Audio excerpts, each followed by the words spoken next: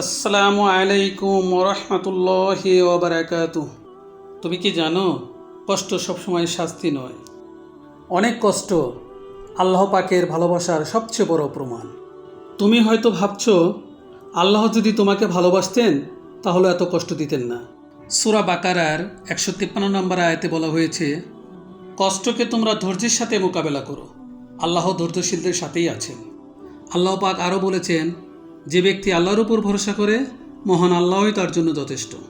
তাই তোমাকে বলছি, কষ্ট পাচ্ছ, ভেঙে পড়ো না, আল্লাহ পাকের ভালোবাসার অপেক্ষায় থাকো, সুফল তোমার আসবেই ইনশাআল্লাহ।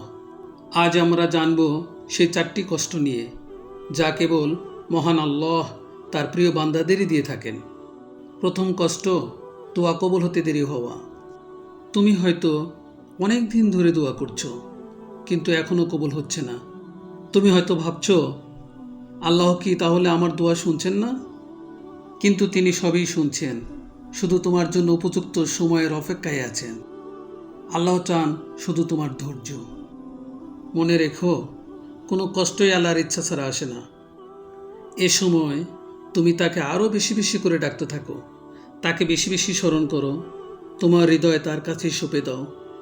বলবে, হে আল্লাহ, তুমি আমাকে ধৈর্যশীলদের অন্তর্ভুক্ত করে দাও। দ্বিতীয় কষ্ট হলো ঘন ঘন পরীক্ষা। জীবনে একটার পর একটা পরীক্ষা তোমার আসছে, চারিদিক দিয়ে হতাশা তোমাকে ঘিরে ফেলেছে। এটাই তোমার জন্য মহান আল্লাহ পাকের ভালোবাসার প্রমাণ। আগুনে পুড়ে সোনা যেমন খাঁটি হয়, ঠিক তেমনি একজন মুমিন ব্যক্তি কষ্টে পবিত্র হয়।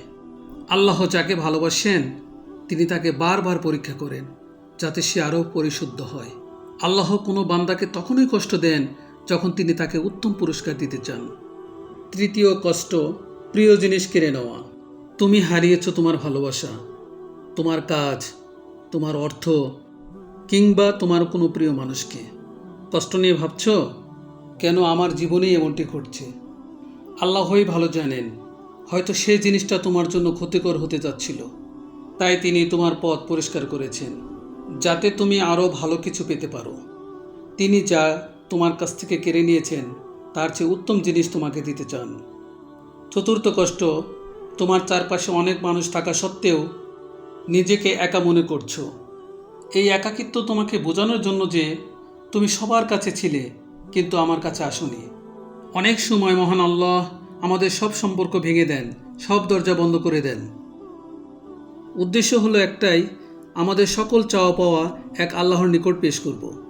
পরিশেষে তোমাকে বলছি, এই 4টি কষ্ট যদি তোমার জীবনে থেকে থাকে তবে ভয় পেও না। এই কষ্টগুলো আল্লাহ পাকের ভালোবাসারই চিহ্ন। তিনি তোমাকে অনেক ভালোবাসেন। তুমি যদি ধৈর্য ধরতে পারো তবে এই কষ্টগুলো তোমার জীবনের সবচেয়ে বড় নিয়ামত হয়ে দাঁড়াবে। ভুলে যেও না, আল্লাহ কখনো তোমার কষ্ট অপচয় করেন না। তোমার কান্নাও তার কাছে মূল্যবান। মহান রব্বুল আলামিন যেন তোমার সব কষ্ট সহজ করে দেন, আমিন।